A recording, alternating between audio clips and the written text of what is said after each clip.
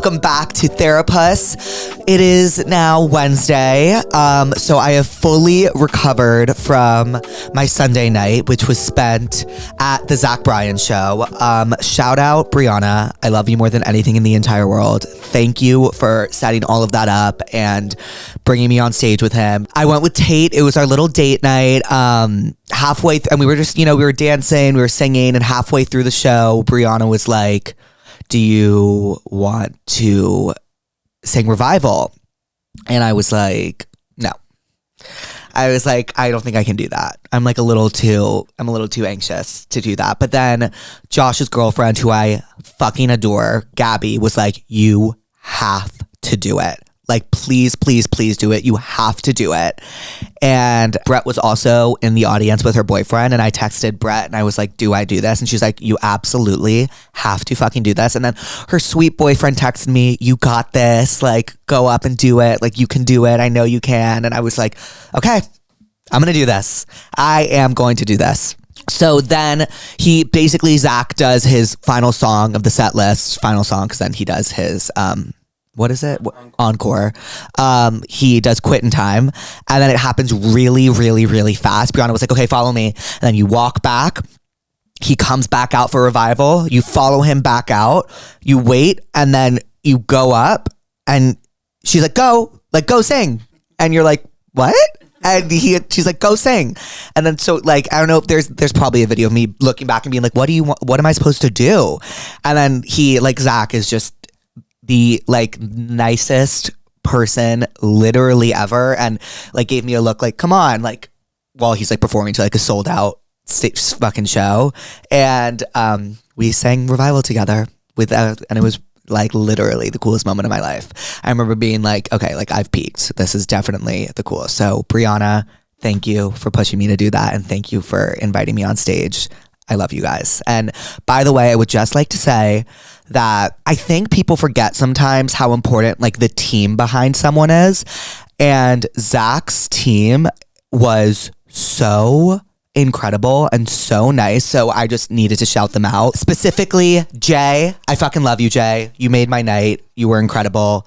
Thank you for everything. Thank you, Brianna. Thank you, Zach. Thank you, everyone. It was literally the most surreal best night of my life. And speaking of concerts, once again, this episode of Therapuss is sponsored by SeatGeek. Thank you, SeatGeek.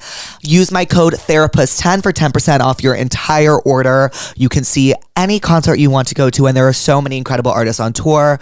We have Chappell Roan, we have Zach Bryan, Noah Kahan, Taylor Swift, of course, Tate McRae, who, if you have not seen live, I could not recommend it higher. She puts on the best show ever. So please, you must see the Think Later tour live. But I could go on about that forever. But please use my code Therapuss10 for 10% off your purchase at SeatGeek.com and go see a live show with your friend. There is nothing more important in this world than live shows and live music. And I will stand by that until the day I die. It is just such a pure form of connection that you can't really find elsewhere in this modern day and age with all this technology. There's something to be said for seeing something live. Okay. Thank you, SeatGeek, for sponsoring this episode. Now for today's episode, we have, actually can't believe I'm saying this, we have Ed Sheeran on. He is the first patient I have made a house call to. My journey to this house call was treacherous. I had a 24-hour travel day, and I was like, you know what? Ed Sheeran needs a house call for Therapuss. I'm gonna fucking show up for the house call. And we had the best time. We were supposed to speak for 50 minutes, and we ended up speaking for an hour and 40 minutes. And he is just the most down-to-earth, nicest guy, which is crazy because he's one of the biggest artists in the world. And I'm really excited for you guys to hear it because he's also really fucking funny. And we talked a lot about music and sports, which I just pretended to know about because obviously I don't know anything about sports. And yeah, I'm really excited for you guys to hear it. Okay, enjoy the episode. Love you, pussies. Hi, pussies. Welcome back to What a way to start. Of course. Of course. Well, welcome back to Therapuss, and welcome Ed Sheeran to Therapuss. Hi, Ed. Oh, that was the best intro ever. I love that. Of course. They're the pussies. Say hi to the pussies. Hey, pussies. What's going on?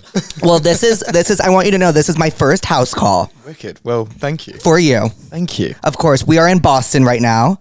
Ed is headlining Boston Calling. Yeah. You just got off of your 10-year anniversary of X shows. Yeah. I actually, do you know, I haven't really done festivals in like a long time. I've done like the odd thing here and there, but it's nice to kind of come to, what I found, I hadn't been in America for gigs until the tour last year for, I don't know, 5 or 6 years. And I found being back in America, how exciting it is. And I was like, I just need to, like, in between European tour dates or whatever, just always make sure I'm just coming back to America to do stuff. And festivals are a great way to do that. I feel like you're the first person I've ever met from Europe that said that they've wanted to be in America by choice. I don't know. I feel like America controls so much of the cultural conversation of the world, I think. And, you know, England is a great place to exist and live and create music and be inspired. But I feel like to be part of any conversation, you got to be here, you know?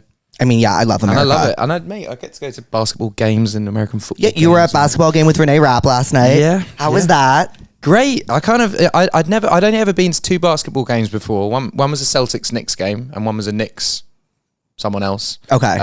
So I haven't really like found a team. And then yesterday I was like, I saw all this green around and all these sort of like Irish symbols, and I was like, well, I guess I'm a Celtics fan now. Yeah. But yeah, I was sitting there and I didn't really know what was going on.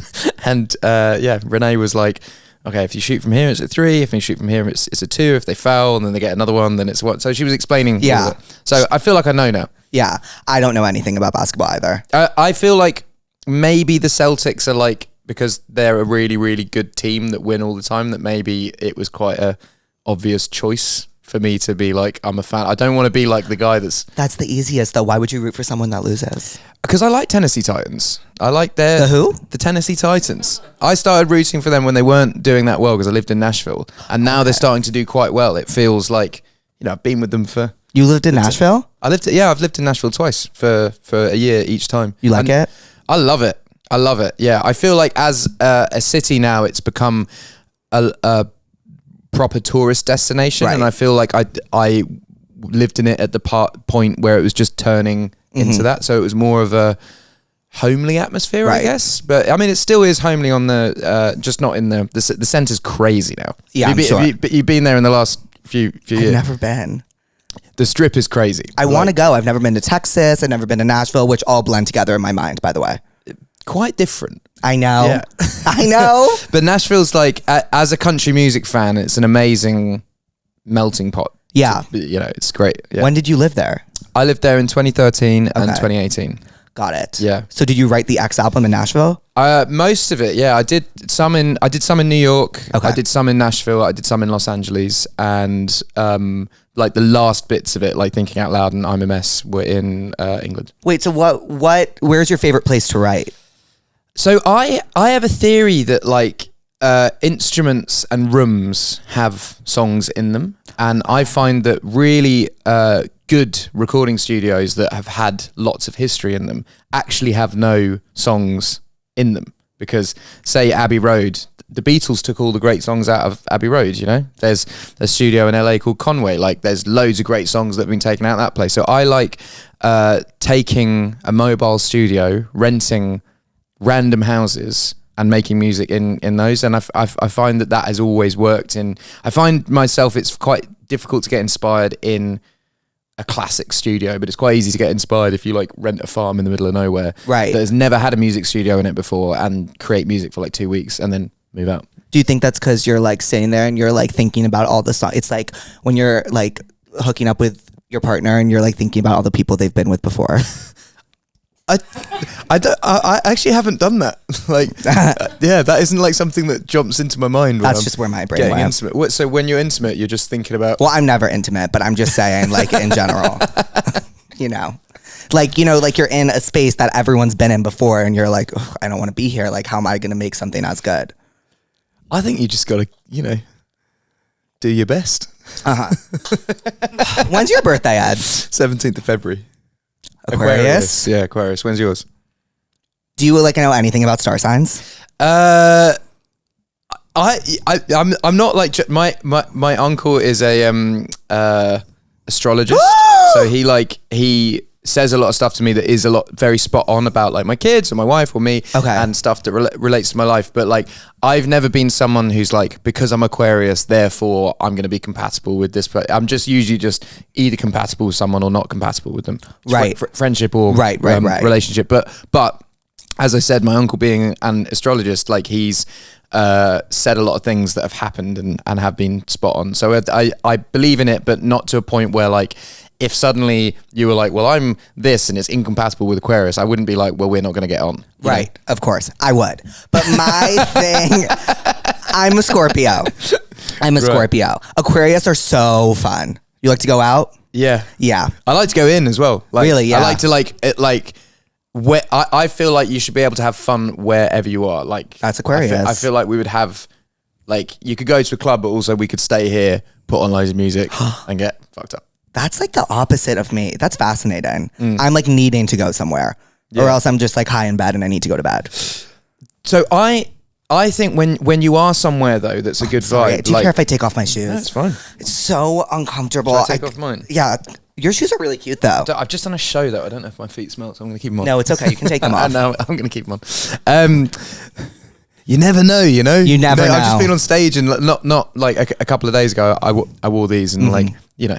Are those custom to your album? They are. When did you get these? I got made them by a company called Canvas, and they made them for the show, and I just really like them. They're gorgeous. Thank you. Is green your favorite color?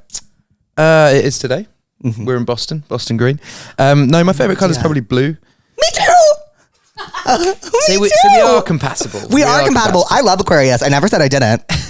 So anyway, going back to the having to go out, I think that once you find this is like my pet peeve about going out is there's people always want to go to the next place if you're having fun at somewhere, and often the vibe dies in the car, especially in LA. Everything's like an hour drive away. Yeah. So you're having fun either at the house party or the bar, and you're like, let's go to the club. And then you're in a car for an hour, and then the vibe's gone. You get to the club, no one talks, a bit shit. You go home. LA's the worst place to go out. Yeah. What's your favorite place to go out? London's pretty fun. I don't really go. As I said, I would kind of go in London. So my favorite thing to do in London is find a good pub that would like. They do these things called lock-ins. So if you're drinking late and you know the people who run the pub, they'll then, as they clean up the pub, they lock the doors, and you can just stay in and drink until they've cleared up, and then you get to like go. But there's a pub in London that on a Tuesday they do a traditional Irish folk jam, and they just lock it all off, and then you sit down and you all sing folk songs and then leave at like 2:00 in the morning. That's like my favorite thing to do. That's like my dream. We should come. I will. When are you next in London? Like literally, you tell me. Like I will literally come whenever. No, but if I'm not there, I'll just say, because I know the guys that run the place, so I'll just say I got a friend coming in. Can he watch the folk jam? Okay, that sounds amazing. It's like a if you know type thing. Right. They have a pub out the front which is very busy, but out the back they have the jams. That sounds amazing. Wait, so you're from London? I'm actually from. So I was born. You were born in London. I was born in Yorkshire, which is like up north. So nearish, if you know about football, it's near-ish Manchester United. Like I'm not from Manchester, but I was born near Manchester, a place called Halifax, and then I moved to Ipswich, which is on the east of England, which is kind of the equivalent of here or like Rhode Island or Maine or something like that. Like it's not like a major town or city in terms of New York or LA, but it's like people know it. But so I moved there. I lived there. Well, I still live there, but I moved there when I was like 4. And then I lived in London for a little bit from 17, and then I moved to the States for a bit, and then I moved back to England. You've been around the block. Been around the block, yeah. I've never really felt at home anywhere other than Suffolk, which is where Ipswich is. Like as I said, like I lived in New York all of last year, and it felt amazing to be immersed in the culture of America and New York and stuff. But there is always a part of me that misses the countryside. Okay, yeah. I want to go to the countryside of England so bad. Well, that's the thing that I'll say about England is like the tourism of England. I feel like people come and they do London and they go and see Buckingham Palace and they go and, you know, do whatever, have a Sunday roast in a pub. But that's like an English person doing tourism in America and just going to New York. Like America is huge and it has all the amazing national parks and all these like great cities with their own sort of cultural differences, and it's the same in England. Like if you were to get a train to Birmingham for the day, or a train to Manchester for the day, or Newcastle, or Liverpool, or even like go United Kingdom and go to Wales, there's some places that would blow your mind that aren't just the city with Big Ben in, you know. I know. I remember you because I saw you at, I forget where you played in LA. You did your latest album. What it was. The Shrine. The Shrine. Yeah, it was the Shrine. I saw your show at the Shrine, and you spoke about this town or something, and like you drink at a bar and then hop in the cold lake. Do you remember this? Yeah. Where is that? That's in Scotland. I need to go there. That's in Scotland. I left there and I was like, that is my dream. So that's where, that's like the Highlands. So it's about, you know, like everywhere actually is not that far on the train in England. We'd have quite a good train system. It's like, it's getting like really expensive. It's actually cheaper to fly places than it is to get the train. But if you want to see the country, like get a train up to Edinburgh and then you could get a train into the Highlands and you would see everything. It is like a really nice. Ooh, I want to go to Edinburgh because have you seen One Day? Yeah, of course. Yeah. Have you actually? Yes, of course. What do you think? I love it. It's amazing. I cried. I was in the recent One Day. Yes. Oh, you saw the Anne Hathaway one, huh? Yeah. You No, need to I haven't seen the recent The one. recent one's amazing. Right. Because they study at Edinburgh and then, am I pronouncing that right? Edinburgh. So it's Edinburgh. So you Edinburgh. Say it's spelt borough, but it's you would say Edinburgh. Right. Like, when I was in France, I kept saying bonjour, and then everyone was like, "That's not like how you say it." At least you're trying, though. I am trying. You know? Thank you. I always think when I go to like I lived in Italy for like most of lockdown, and no one in the village that I lived spoke English, and so I was like, well, I guess I have to learn Italian. And then as I was learning Italian, I was like, English people are so obnoxious because usually we would just go to other countries and just talk loudly if we want people to understand us. And I was like, imagine you're in like Whole Foods and there's just someone from another country screaming in their language at the person serving, and you're just like, well, like what? Right. You know, that's us. Yeah, that's us everywhere. Unfortunately, I was actually thinking about that the other day because I was like, "Hi," in France, and I was like, "That's not right." I need right. Did you enjoy France? What? Did you enjoy France? Yeah, I loved it. Yeah. Can I say something about Italy though? Because I was also just in Italy, and I need you to keep it real with me. The Italian food in Italy is not it. Okay, so I'm not going to offend my Italian friends. I love my Italian friends. So this is why. I personally prefer the blend of Italian American food, and I personally prefer the blend of Mexican American food, Japanese American food. Well, the traditional sushi that you get in Japan, I think, is unbeaten. But I love there's like blends that they do in California. Of like sushi rolls that they're just interesting. I just like, you know, but yeah, I'm with you. I do like traditional Italian food when I'm there. I feel like this is going to like kick off in the comments, but I feel like, you know, Italians whenever people emigrated over here, then would live in boroughs of like pizza in Brooklyn, I think. Is amazing. Yes, it's because of the tap water. And then the kind of I guess the tap water and the sauce they use. They would use spices. They might be living next to someone from a different country that uses different spice, and they use that. And I think that's why American food, Americanized. Well, not even America. It's because it's still like. It's still traditional, but it's just got hints of. I think because America is full of. It's built on immigration, right? So. People are all like, there's people from many different cultures living in the same area, and they're taking little bits from every. Like, I went to a Italian Japanese restaurant in. That sounds incorrect. I'm just going to be honest with you. It was wicked. Really? It was wicked. Yeah. Italian Japanese. Yeah. Two of the best cuisines on the planet. Let's go. Like a pasta sushi roll. No, it wasn't so much that. It was like teriyaki pizza or. I'll throw up right now. I'll throw up right now. I'm sorry. This comment section is going to be but the thing is, have you seen who's there's like a couple on the internet. It's like the Italian boyfriend and an American, and he like breaks the pasta and she goes crazy, or the other way around. Have you seen that? No. Anyway, it's like a couple. One of them is Italian and one of them is either American or English, and they're making like big faux pas cooking, like getting spaghetti and breaking it in half to cook it. You know? Look, the only reason I got bugged out by the teriyaki pizza is because one time I had a teriyaki omelet. Oh my God, I'm actually going to start to throw up thinking about it. And that doesn't sound great. Does teriyaki pizza sound any better? Yeah. Okay. I think omelets are a very delicate thing. I think you can't fuck with omelets too much. It was seriously like, I have shivers thinking about it. The worst But that's meal. the thing, like the texture of eggs, like actually isn't. The texture of eggs actually can be like really gross if it's not done correctly. Disgusting. My dad used to make me eggs every morning before school. He was so fucking bad at it. I'm so sorry. And I can only eat eggs from a diner now. Right. I'm gonna throw up. Seriously thinking about we need to move on. I'm very particular with eggs. How do you like them cooked? And that's the last question I'll ask about eggs.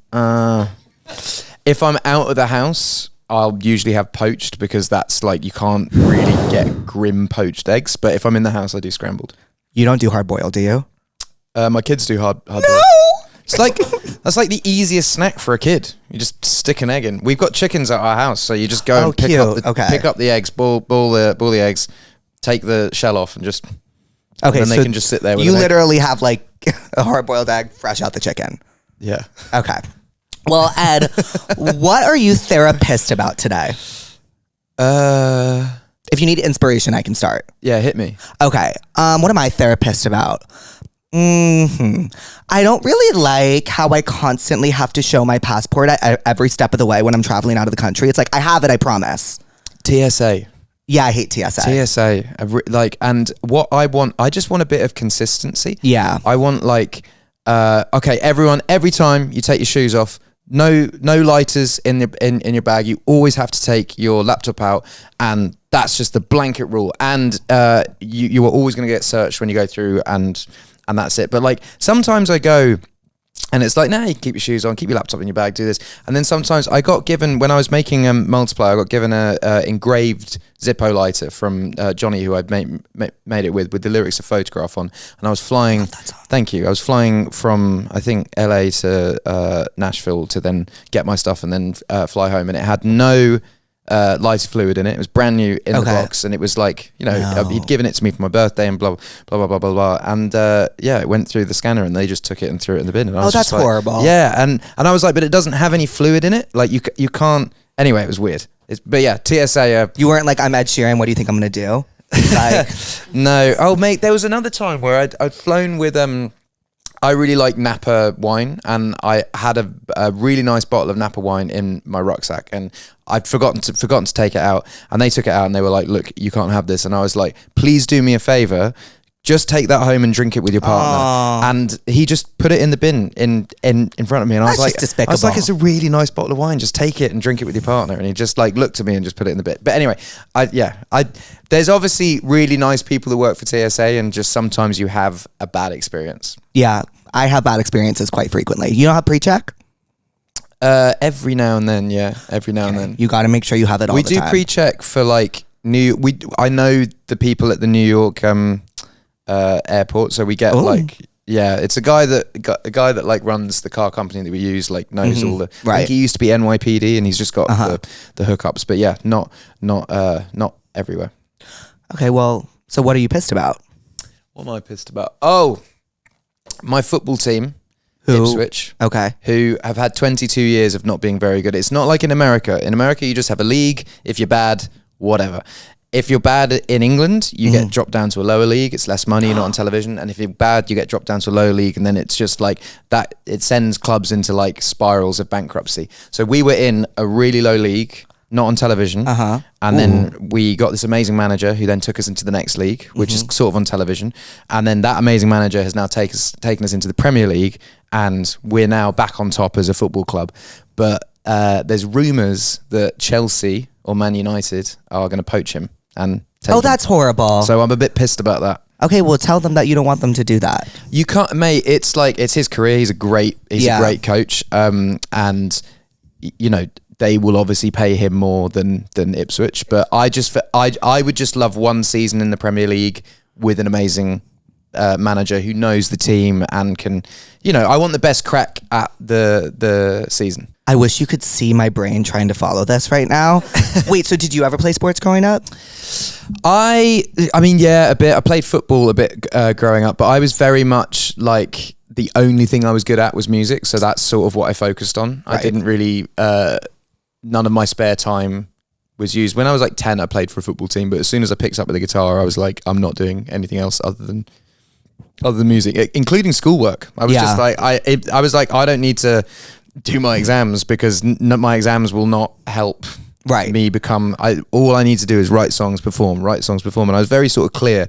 My parents thought that I was like, not gonna, they were like, you need something to fall back on. And I was like, why would I need something to fall back on? I am going to be a singer. I had like honestly, that's the attitude. I mean, no, now look at you. Well, you're a singer. This is what I say. I go and do talks in schools all the time to like music students. And I'm like, if you have a plan A and no plan B, then it will work. Like the moment you have a plan B, you then have something to like fall back on it. When the going gets tough, you'll go, I'll just do this. But like the hardest days of my career in the early days were the days where I was like, all my friends were starting to go to university. They were getting jobs. They like lived in places, and I was there just like slogging, looking at, missing all the parties, not doing anything, being like, why am I doing this? And always like coming back to the point of being like, well, what else would I be doing? And then eventually it worked. And those hard times actually led to the good times. And I think you have to have the hard times for it to feel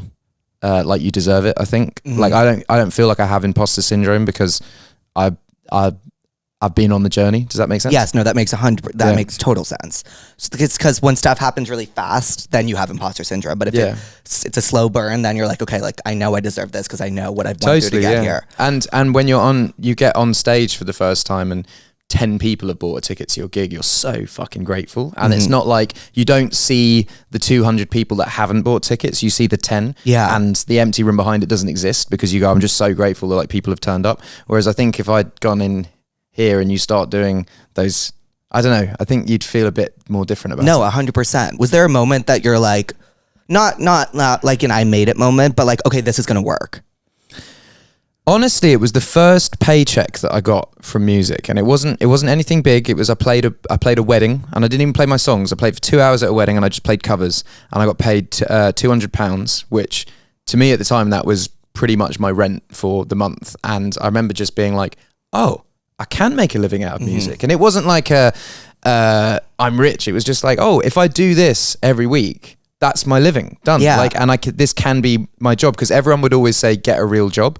And then that was the proof that you could actually make a living. Like if all I'd need to do is just play weddings and play covers and do that. So that was like my first I've made it moment, I guess.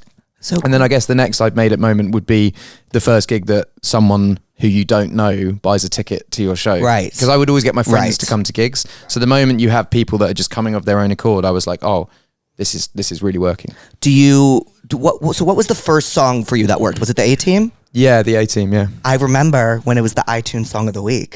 Someone came up to me yesterday. I was in the Boston Children's Hospital, and I did sort of a meet and greet afterwards, and one of the doctors came up to me and was like, oh yeah, I remember when it was the Song of the Week, and I totally forgot that iTunes They used to do that. But that was like, I remember getting that and being like, yes! It worked. Because it just goes out to like 500,000 people. It worked. I downloaded it. Yeah. Come on. And now it's the first song that plays every time I plug my phone into something. You've got to download the song that says A. There's one that's just silence that for like 2 hours, just called A. You have to download. I like that the A-Team plays. I feel like it's contributed to the hate that I get. You do not get hate. Oh man, yeah. Well, not so much anymore. I feel like I came off social media for like a long time, and I feel like now I've come back into being a bit more present. Right. People, I feel like people had an opinion of me because they didn't know me, I think. Yeah, of course. Yeah. That's the definition of social media. In it, yeah. So I feel like being more present and, having my personality out there. Or maybe people hate me more, I don't know. Well, speaking of problems, let's look into, do you know about the Tell Me What's Wrongs? Let's go, yeah. Okay, so the Tell Me What's Wrongs, the pussies write in. And I love it. Let's go. They tell us what's wrong, and we give them advice, and then we prescribe them a remedy. Cool. You guys coming to Boston Calling, by the way? So my friend just had a baby, so I have to go home. I was going to say, because we're going to go and catch the Renee Rapp show I know. before. I had no idea she was here. I had no idea she was here until I saw you guys at the basketball game today. Well, why would you think she was here? Because she hates Boston. Yeah, you know? she does hate Boston. Yeah. She does. So that's why I was like, no, there's no way Renee's here. Oh, this one I totally relate to. I think I have bladder control issues. I'm 16 and I peed the bed last week. That's ridiculous. And I peed my pants in Applebee's last night, completely sober. I'm literally always pissing myself. Black jeans. Black jeans? Black jeans. Okay. Yeah. So I have an issue with pee where I can't go to bed until I know that every ounce of pee is out of my body. So like every 30 minutes I pee. So, but you know what I drink a lot of water. No. And you know what I've realized is you train your bladder. Like you train a stomach, you train your bladder. So because I pee so much, have trained my bladder to just like constantly need to pee. So that's what I would prescribe to this girl. Just like hold it in. Or black jeans. Or black jeans. Because then no one will ever see it. Right. You know? If you wear, like, I find this, like, I go to like really hot countries in like Asia, which are very, very humid. And I find if I wear green shorts, I've always just got a sweaty ass. Yeah. So if you wear black shorts, doesn't show up. Right. You know what I mean? So yeah, black shorts, black trousers. Right. Okay, I think that's a better prescription than just holding it in. Yeah. That way you can pee your pants. Well, no, but I think the point is she can't hold it in. I think that's the point. But you can. It's just uncomfortable. Have you ever had a lymphatic drainage massage? Oh my God, no, I don't know what that is. Okay, so basically it's like they beat you up and they get all the toxins out of your body. Oh, I have. Yep. I did that I toured Russia in 2019, and I remember going to do that in a like room, and he was beating me with these sticks. And yes. Then, and yes! I walked in my swim shorts, and he looked at me and he was like, "No shorts." Yeah. And so I took them off, and I was standing naked in front of him, big guy, and I was just like cock out and everything, and I was a bit like feeling a bit weird about it, you know. I'd freak. And he just looks at me, and he looks down, and he looks up and goes, "My sister, big fan." No. And did you still let him do the massage? Yeah, it was kind of weird. It was kind of weird. Yeah, it's kind of weird. I felt almost violated, you know. For sure. But did you feel skinny after? Because that's what those massages are for. No, 2019 was in my fat phase. Oh, your FP? Yeah. Yeah. Do you know what it is? In America, I don't know what, this is so stupid, but I used to think that like no carb just meant like no bread, no fries, blah, blah, blah, blah, blah. It's and I was like, well, I can eat chicken wings. So I just ate chicken wings for about a year and a half. I think those are carbs. Yeah. And are they actually? I put on like, I don't know what it would be in pounds, but I put on like 4 stone, which how many? What are stone? Pounds, 12 pounds to a stone or 14 pounds to a stone. So yeah, about 50 pounds. I also put on a lot of weight this past year, but I recently started Ozempic. How's that? Can you tell that I've been on Ozempic? Is it not really like bad for you? Okay, so I lied. I'm not on Ozempic, but I was just seeing that if you were to believe me, because I had all the pussies start this rumor. I that feel I was like on Ozempic, like people get sunken eyes on Ozempic, like that. So I don't think you're on. Oh, do you know what So I'm prone to putting on a lot of weight, and what I found is just going to the gym regularly and trying to like portion size. Oy. So I like that lobster roll. It's not like a huge portion. You have that, you're good. Right. I have this thing where I overeat. Like my friends always say, would it kill us to go to bed hungry? Yeah, I have that. I don't have an off switch, but if I have just one thing to eat, then the off switch is there. Like right. if I have that, I won't be like, oh, I need to like order another. But if everything's in front of me, I will eat it. Yep, same. Yeah. That's because I overorder. Yeah. And I smoke before every meal. Oh, weed. Yeah. I have to, or else I'm not hungry. I think I need to go to the doctor. This guy likes me, but he follows way too many bitches on Instagram. He's cute and nice, but IDK, the Instagram thing freaks me out and I haven't been taking him seriously. What do I do? My foot is asleep. I think it depends what you want from the relationship. If you want a casual hookup, then don't worry about it. But if you are looking to have a longer term relationship, then maybe it's a problem that he's in touch with a lot of BITCHs. Mm-hmm. So I would prescribe the dark web. And you go on the dark web and you pay someone to hack his Instagram And This sounds like you've done it before. no, but I know that you can, if that makes sense. I don't think it's that serious, man. They're saying, like, you know, if they were dating and he, like, is it he or she? Did you? No idea. So if they're dating and they think that their partner is cheating on them and they're thinking about getting serious, then maybe you can do some. I'm not advocating dark web, hack, block every single one of them, and he'll be like, why the fuck did these people block me? Oh, do it like that. Right. Why did they block me? But he blocked them. He'll just never know. But then, you know, if that person finds out that you've I'll never find out. I guess not. I don't think I'm a good kisser. Please help me. Every kiss I've had has been drunk. How do I kiss without alcohol? Okay, so I definitely wrote this. I saw a video of myself making out with someone the other day, and it was just despicable. So I don't really have advice to give here. Is there a way to be a bad kisser? I feel yes. Yes. Okay, limited tongues. I feel like too much tongue is a bit grim. Yeah, I wish I could show the video, but it is so, how do I put this? Like, demoralizing and embarrassing. Like, I can't, like, I don't know what advice to give Are you a maximum tongue? I don't know. No. Like I would sometimes I would practice on the door. Well, I think the practice needs to be. I think you just need to do it. Kiss a lot of people, yeah. And then eventually, I think you learn quite quickly the do's and don'ts. Right. You know. Yeah, you would think so. I haven't. I'm gonna prescribe Angus. What is it? Angus snog and Angus Shong. What the fuck is it called? Angus thongs and full frontal snogging. Perfect snogging or full frontal snogging. Are you sure that's what it's called? Angus thongs and full frontal snogging, yeah.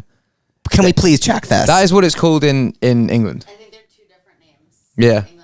But you know, as I say, it's the English language, so we're right. Oh, well. No one wants to, like, Harry Potter and the Sorcerer's Stone. It's called the Philosopher's Stone because in the book, it is not. It fucking is. In the book, it is the Philosopher's Stone. Why would they change it? Because America was like, well, we don't know what philosophy. Like, I'm telling you, there's so many things that have been changed for the American market that, like, really grind my gears. I'm like, it's the fucking. Like what else? That's probably the main one. It is Nicholas Flamel's Philosopher's Stone. It says it in the fucking book. It isn't called the Sorcerer's Stone. Sorry, man. I'm like, yeah. No, I get it. Is that what you're therapist about? Wait, so did you read the Harry Potter books? Yeah, of course. Okay, I did, so you want to know what I did? Yeah. So everyone was reading, and obviously I was like, well, if everyone's reading, I have to read. And so I read it, and then I got to the fourth one. And if you remember the Goblet of Fire, it's like fucking 500 pages long. I'm not reading that. So I got through half of it, and I would show up to school every single day, 100 pages in, like just faking it, and then I never read again.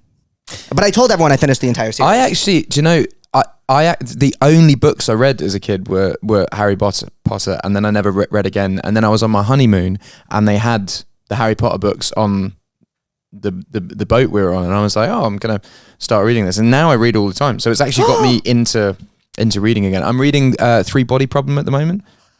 I just watched that show. Yeah, the book's very confusing. The book's pretty great. Yeah, have you heard of, like, the real life shit that's gone on though? There's like a lawyer that did the deal for the show for Netflix that killed he like poisoned someone that was involved with the book, or maybe owned the rights to the book, and it's all kicking off in China at the moment with it's like, but real life shit. Oh, what the fuck? Yeah, look it up. Do you understand Three Body Problem? Because I didn't, but can I tell you have you seen the show? Yeah. Do you remember when they did Lana Del Rey's video games? Yeah. How good was that scene, huh? That song is incredible. It's the best song ever. That song came out the same time as A-Team, and it was like we were kind of doing the same late night shows at the same time. Oh, no way. Yeah, that song's just kind of like the perfect debut song, isn't it? Yeah, one can say that about the A-Team as well. Thank you. Of course. What do you think is another perfect debut song? Oh, this is my favorite topic of conversation. Driver's License by Olivia Rodrigo. Hit Me Baby One More Time by Britney Spears. So that's it. There is no better debut song. Those are the two great. I'm trying to think. I think Hit Me Baby One More Time is like top 2 or 3 best songs ever written. It's really rare to have like a moment where your debut song hits. So Stay With Me, Sam Smith. But that wasn't his debut. I think he did Latch. Latch with Disclosure, and then it was Money on My Mind, I think, was the first from that album. So I guess it's the only real like date, like it was like Video Games, Driver's License, Hit Me Baby One More Time. Lala. You know that one? Lala? Yeah, Sam's I'm crying in my eyes like a kid. No, I think it was Latch, then La La, then Money on My Mind. Right. Then, so I was wrong about Sam Smith, evidently. What was after? No, that was like 5th single, I think. Again, that was Multiply era. So Katy Perry, I Kissed a Girl is a great debut. That's great. Lady Gaga, or I guess, you would think Just Dance is Lady Gaga's, but it wasn't actually. I think it was what was Gaga's first? I want to say it was like something maybe Summertime or and Nothing Else I Can Say, or there was a few off the Fame, but that's a great debut album. But I think the biggest one in recent memory is Driver's License. Driver's License. I was such that a was moment. on in the gym earlier, and I was like, it's such an instant classic. I have a so playlist called Instant Classics, and it's my favorite playlist I have. It's great. I mean, that song's great. Both those records actually, Guts and Sour, are like, I think, unskippable. There's just like, it's just as a record, just a great record. She's so, I mean, it's so nice in our like environment where it's just single when you have an artist that like puts out an album and it's like a body of work. And like, yeah, there's something to be said. Like I feel like this sometimes, but sometimes I make records where I'm like, I want every single song to sound like a single. And like, that was how I made Multiply and Divide. And then sometimes I make records where I'm like, this is going to sound like an album. And that was how I did like Subtract and Plus. And it's weird. The ones that like no one really notices with Multiply, they kind of see it in the same way. But I was I was crafting that album was just like, I'm treating every single song as if it could be a single from the record. Whereas with Subtract, I was like, I don't actually think there's any singles other than Eyes Closed, and I just want it to be a journey and a story. I think there are different ways to make. Subtract is so great. Thanks, man. Eyes Closed played on the plane. Thank you. On the way here. I really like that record. I can't really listen to it again. But I do like it. I'm back in sort of wanting to make fun songs again. Yeah. I kind of had like a year and a half of being like, I'm just going to write nothing but sad songs. Yeah. But yeah, it's cathartic. Yeah. But I don't think it's actually what people necessarily want all the time. I think what worked about Multiply and Divide was the fact that there was upbeat songs and sad songs. And I think what didn't work about Equals was I was actually in a quite happy spot. Therefore, there's not like much heartbreak on the record. Of course. And then Subtract is just all dark heartbreak. Yeah. So yeah, I think you need a balance of both. Do you still like care how people receive your records, or are you at that stage where it's like, I'll make what I want? And I don't believe any artist that says they don't. Otherwise, you wouldn't release music. Because you'd be like, if I don't care what people think, then why would I even put it out? You know, you just sort of like make the music and be like, well, that's made me feel good. So yeah, all artists, we want to be loved. That's why we are on stage, and that's why, you know, you sign to a record company to go, I would like people to hear the music that I'm making. I don't really subscribe to this whole like not caring thing of being like, oh, I don't care how it does, and I make music for me. And like, if you did do that, then you wouldn't release it. I think that's all a kind of ruse of, because it sounds cool to say, but every artist wants people to like their music. It makes you feel less insecure. You write something insecure in a song that you deep down are just like, oh my God, I just need to put this out and I feel really uncomfortable with it. And you want to have people be like, I feel the same way. Right. And then that sort of like justifies the feeling. And then you've got something, what I loved about Subtract is out of real pain and hurt and sorrow, actually something beautiful happened. And touring that record and meeting people who were like going through the same things or had gone through similar things. And that's like what is amazing about music. Yeah, it really pisses me off when people are like too cool to... You know, they're like, oh, I don't care how it does. I'm like, fucking shut up. Yeah.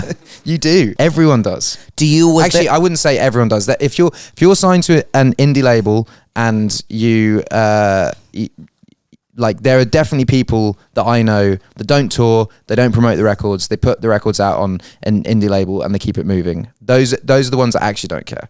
But anyone in my sphere, that's anyone in the pop game definitely cares. Right. Is there any song that you wrote that you were like, I am putting this out because I need this song to do well. I need people to connect with this song. Is there any song in your discography that really just like had that I mean, for you? Perfect. I put like every ounce of everything behind because I was.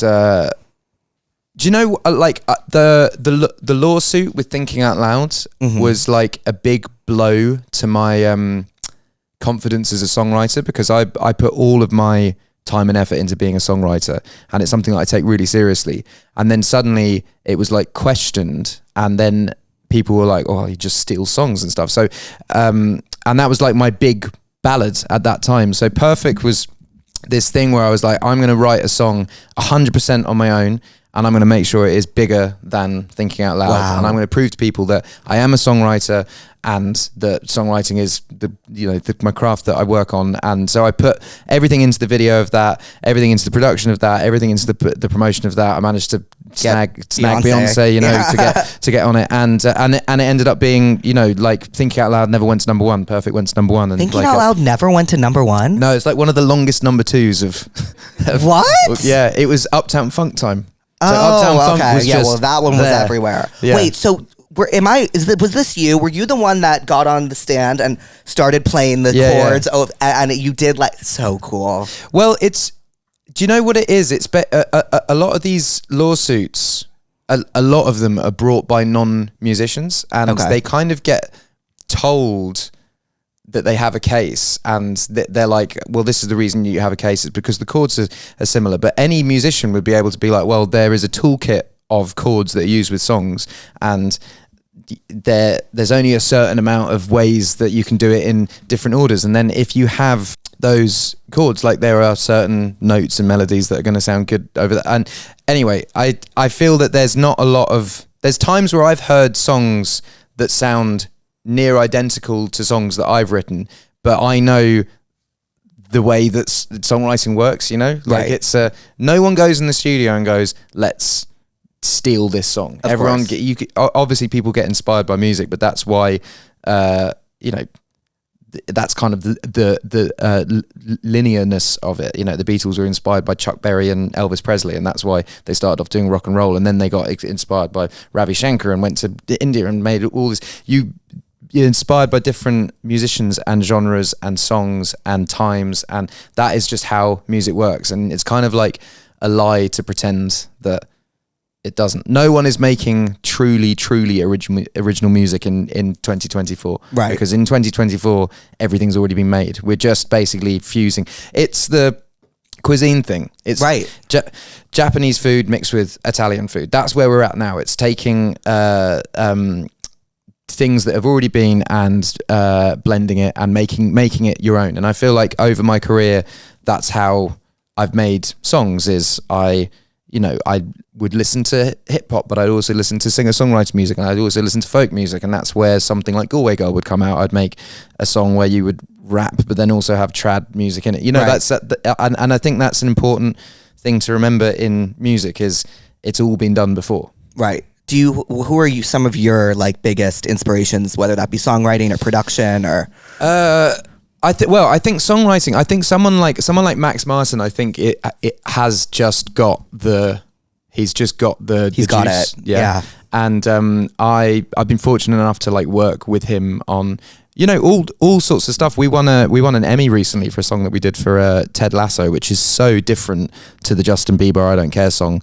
That's more of a singer-songwriter song, and I Don't Care is more of a pop song. But his approach to both, and how he's very much less is more on melodies and words, where I've always been more is more and try and cram everything in. Right. But he's a very good editor as well as just coming up with ideas. I love how because he has his MXM production camp, and he's got all these amazing Swedish writers and producers that work for him. So he can oversee a lot of projects at once and just be well, this bit doesn't work, maybe take that. Or he listened to a song that I'd made the other day with a producer that he works with a lot, and he was just the pre doesn't sound right, you should redo the pre. But not be right. This is what you should do. He just with his ears, he's just yeah, you should change the pre. And I love that about him as a songwriter. I mean, he's made some of my favorite songs. Have you heard the new Ari record?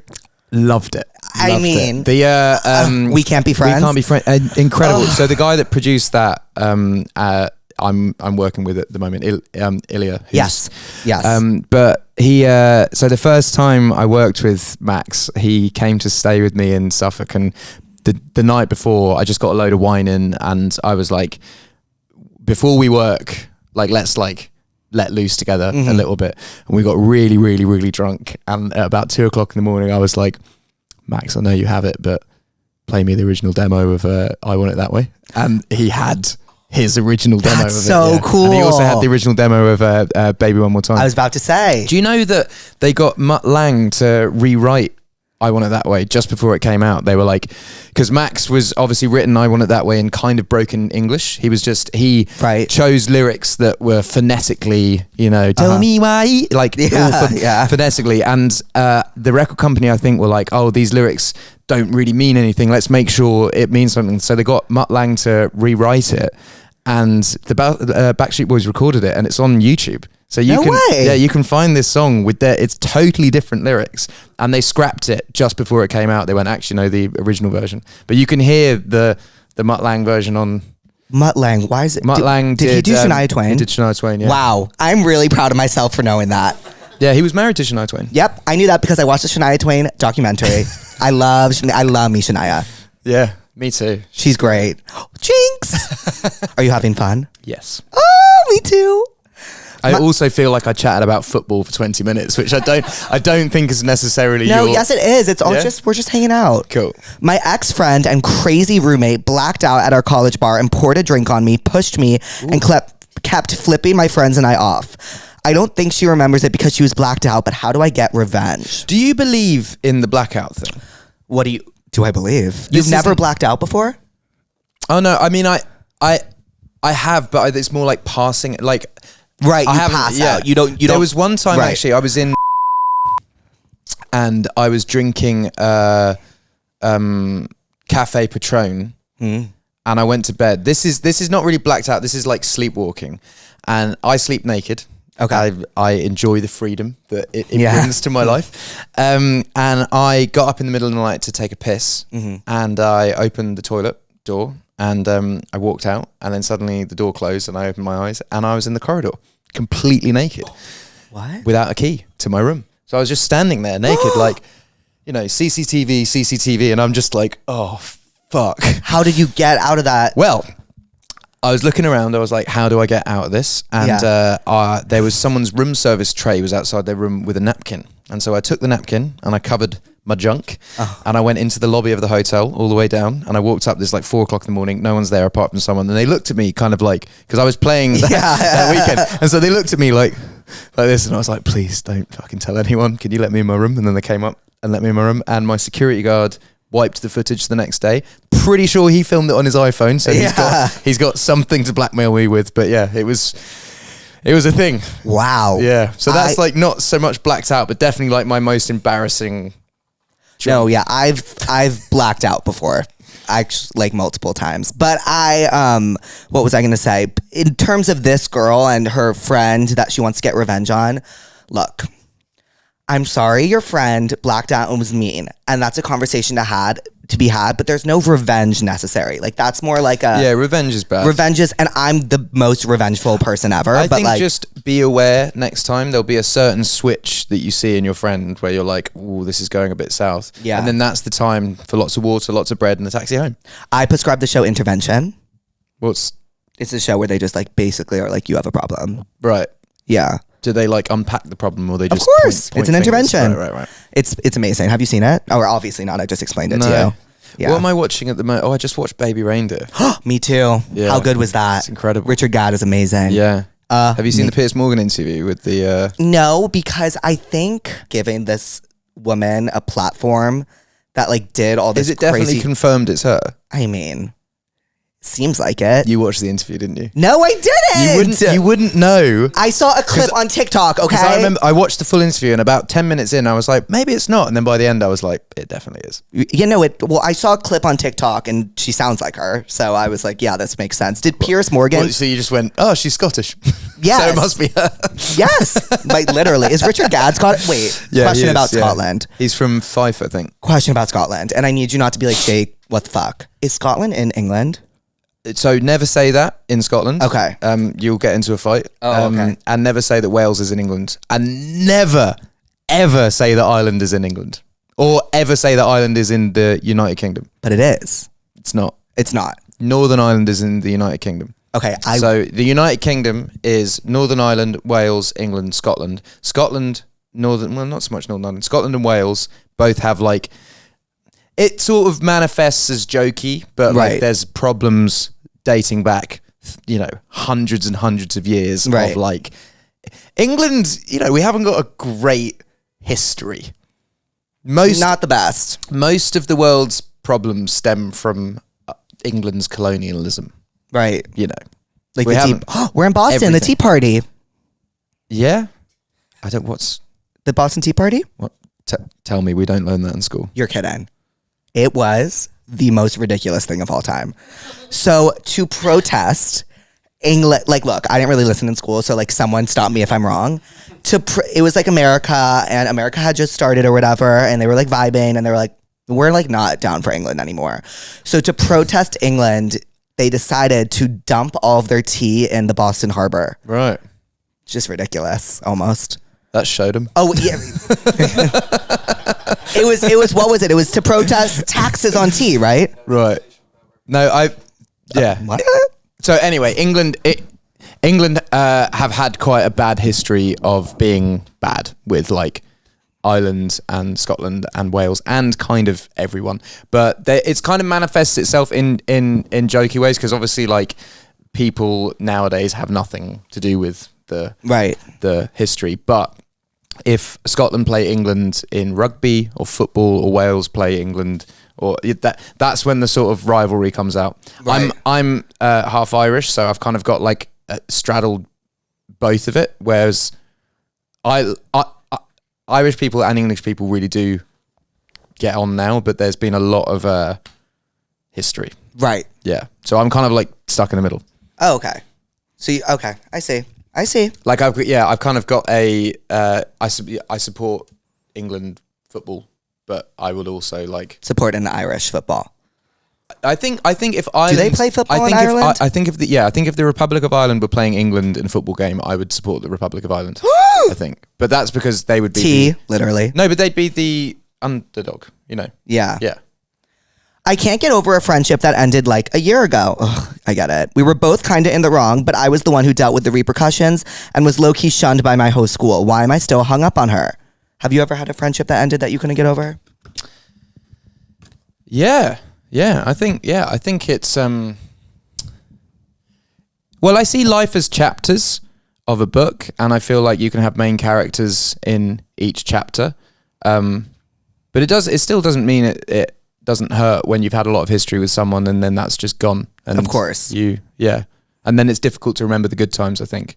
But yeah, I'm very much like I try not to get too nostalgic on things. I'm always about looking forward rather than looking back. And sometimes, I go through life, I lose contact with people all the time just because I'm not a very contactable person. And sometimes that just happens via me moving away for a bit and then changing my email and blah, blah, blah. And then sometimes you come back to England and bump into someone and then that friendship begins again. So I'm very much a like chapters person, I'm not trying to like turn back pages. I'm just as my life goes on, just let things happen. Yeah. Yeah. Do you have any songs about that? I think life goes on is a little bit about that. Okay. I think, it's all about getting to the end of a day and letting a new day begin rather than like dwelling too much about, like, I have lots of things that I could regret in my life and that I wish that I could do again sort of thing, but you can't. And what's the point in dwelling on it? It's more about like growing as a person and learning from experiences. And, me getting embarrassed about something that I did when I was younger and being like, oh God, you know how, you were saying like the kissing thing, like one day you're going to be amazing at kissing and you look back, and if you look back and go, oh God, I wish like it's happened, and you're in a different place now and you're a different person now. So I think it's more, don't dwell too much on the past and regrets, I think. Okay, so I prescribe 2 things. Life Goes On by you, and I prescribe, there was another one that was coming, Landslide by Fleetwood Mac. Cool. Because they're just like talking about shit happens, Totally. grow up, shit happens. But I do feel bad for this girl. I understand friendship breakups are the worst. I've never had a romantic breakup, but I've had a friendship breakup, and they are just the most painful thing in the world. So I get it. Okay. Are you ready for one more? Yeah. Okay. Yeah, you want to go? You want to pick one out? Yeah. Do you want to call a pussy? What, on the phone? Mm-hmm. Yeah, let's do it. This one is my 21st birthday on the same day as my sister's college graduation. Should I be a Gemini and throw a fit, or be a nice sister? Wait, read that to me one more time. It's my 21st birthday. It's the same day as my sister's college graduation. Should I be a Gemini and throw a fit? Whoa. Or be a nice sister? I think you can do both. I think go to the graduation and organise something in the evening and have fun with your sister and your friends. That gives me such shivers. What I would do is I'd be like, it is my 21st fucking birthday. I love you. Ungraduate. No, you can graduate and it's fine, and I'll support you during the day, but like it's my 21st birthday and like I'm gonna go get drunk with my girls. And like that's just what I'm gonna do. No, but still go to the graduation. Well, yeah, but that'll be in the morning. Yeah, so that's fine. I don't even know what to prescribe besides a helping hand. Like that's really hard. Just go to the graduation, and then afterwards let your parents take out your sister. Yeah. Yeah, let's call a pussy. It's this girl's birthday. I want to call her and wish her happy birthday. The person you're trying to reach is not available. At the tone, please record your message. When you have finished recording, you may hang up. Hi, Mia. It's Jake and... Ed, Sheeran, hey. Okay, so we tried to call you a few times. I understand it's your birthday. Happy belated birthday. I love you so much, but I have Ed here and he's going to sing to you a happy belated birthday. Happy birthday to you. Happy birthday to you. Happy birthday, dear Mia. Happy birthday to you. That was like strikingly beautiful.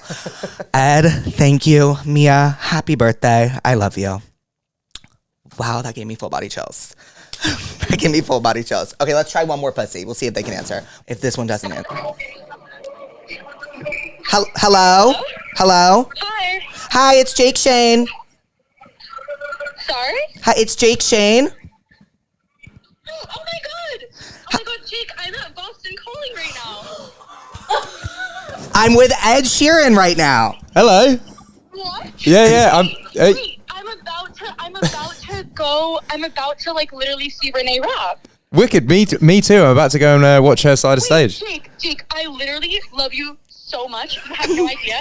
Me and my best friend Molly always talk about you and how much we want you to find like a hottie and have your call me by your name moment. Yes! So much joy. Like you're literally our comfort person. I'm sorry, there's like noise in the back, but we fucking are like obsessed with you. You're like our favorite person. Oh, thank you guys.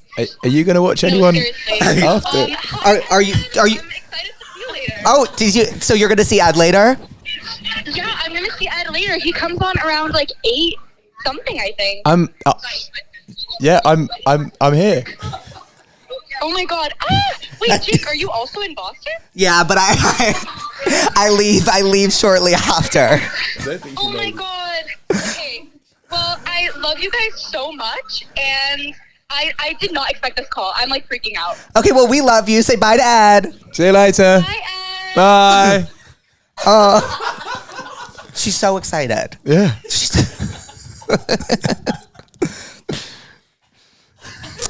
The pussies are loyal. Like, I don't know. Like, what can I say? Like, they're loyal. Like, Yeah. Boston calling. Yeah. So, how do you know she was in Boston? I didn't. That's Damn. why I looked at Louise and her jaw hit the floor. Did you know? I had no idea. Oh, cool. That actually just worked out. Kismet. Can you tell from like the area code? Yeah, I sometimes I Google the area code. So where's before. 216? I couldn't tell you if my life depended right, on right. it. LA is 310 or 818. New York is... Oh, is that why the tequila is 818? That's why Kendall's... Yeah, right. There you go. Have I just blown your mind there? A little bit. Yeah. A little bit. I had it the other day. It was decent. How was? I liked it. I'm not really a spirits guy either. I only like vodka. Well, I guess I am a spirits guy then. Yeah. What's your vodka of choice? Vodka Red Bull. Oh, like my vodka of choice. I did that once to someone. It was like a game where it was like, "What's your favorite cheese?" And they were like, "Grated." Yeah. It's like okay, yeah. Wait, let me think of what's my favorite vodka. Maybe like a Tito's. Cool. I love a Tito's. It's gluten free. Is vodka not all gluten free? Apparently not. I found out when I Really? started drinking Tito's. Damn. What's your favorite drink of choice? My day is usually, I finish my day, I'll have a Stella Artois. But it kind of has to be draft. I don't really like bottled or canned beer. I love a draft beer. And then I will go for red wine. And I love Napa Cab. You're Napa's biggest fan. Yeah, I actually like. I have a load of French friends, and obviously, like, France is elite for wine, and we always argue all the time about American wine versus French wine. And we did a blind test, and the American wine won No way. with the French. Yeah. Do you like a Riesling? White. Do you know? I ruined white as a kid. With. Do you know what a goon bag is? You know, boxed wine. And Yes. Take the bag out. We don't call that in the US, but I know. I know. So what you're talking about. would rip that out, take that to a party, and ever since I just can't do white wine. So at university in the US, they drink those on what's called a Wine Wednesday. Yeah. And Louise, did you have those ever in college? And you slap the bag and you drink it. And I had top 2 worst hangovers of my entire life. It's a wine bag, and I would hold it up to you like this and slap the bag, and you would drink it. What college do you guys go to? I went to USC, And where's that? California. And that's where you ended up in California. Yes. And where did you go to? I went to Alabama. Fuck yeah, Roll Tide. Yeah. go. No way. Yeah. How do you know Roll Tide? Courtney Cox, massive Alabama fan. Yeah. So I basically live at hers when I'm in California. Because she dates the guy that I make all my music with is her boyfriend. Oh. And you know, I've been there on Thanksgiving and watched Alabama Roll Tide. Yeah. The Iron Bowl. Yeah. Oh. Good. And then I dated a girl from Arkansas as well for a bit, who was a big Woo Pig Suey, the Arkansas. Big Suey. Yeah. I love Arkansas so much. Yeah. Have you been to Fayetteville? Yeah. No, you haven't. Yes, I have. Yeah. Woo Pig Suey. Suey. Stop. Let's go. I fucking love Arkansas. It's my favorite place in the world. Let's go. Yeah. Oh my God, wait, you're like knowing everything. Well, I am. I'm 33 now, so I've had like. Well, when did I first come to America? I first came to America when I was 19. So there's like lots of life that I've spent here. Okay. Yeah. Wow. Okay, so Ed, what did we learn today? That you never say that Ireland is in the United Kingdom. We did learn that. That England has better rules for sport because there's actually punishment for being shit. Yes. Whereas in America, you just get first draft. And Okay. I just think that's unfair, isn't it? If you've got a bad team and then they just go, oh, well, you can make your team better. You Right. know? I don't know. In England, we just get punished for it. Right. You just like slowly You drop fall down. Yeah. It's like, have you seen Divergent? No. Okay, it's like when they're in the factions and they get kicked out of the factions. I won't get into it. It's like a whole dystopian thing. There you go. But what did I learn today? Scorpios are compatible with Aquarius. Duh. Come on. Come on. I've learned that you've had a lymphatic drainage massage in Russia. Yeah, well, they call it something different there. It's lymphatic. It's just called, I think it's called, fucking what is it? You get beaten with like... Lymphatic. I've learned They don't call it that. I've learned that there is a pub in England that if I go based like with your recommendation, they'll let me in the back for folk song night. I'll definitely hook that up if you go. It's a Tuesday. Do you want to like exchange numbers or something? Yeah. I don't have a number, but you can have my email. That isn't me pieing you off either. I just don't. In it. It's true. You don't It's have a true. phone number? No, I haven't had a phone since 2015.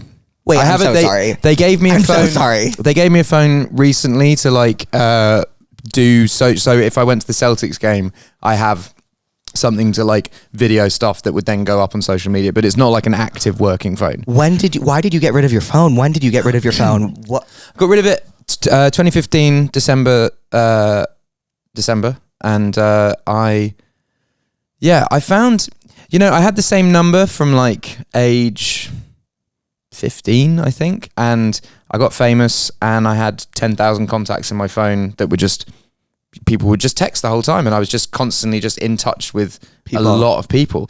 And yeah, it kind of got to a point where I feel like with phones, everyone expects you to reply, and if you don't reply, it's rude. And like sometimes you're just like not in a headspace to reply, or you're busy or doing whatever. But then when you reply, then they reply back, and then you reply, and then they reply back, and suddenly you're in like 40 conversations at once.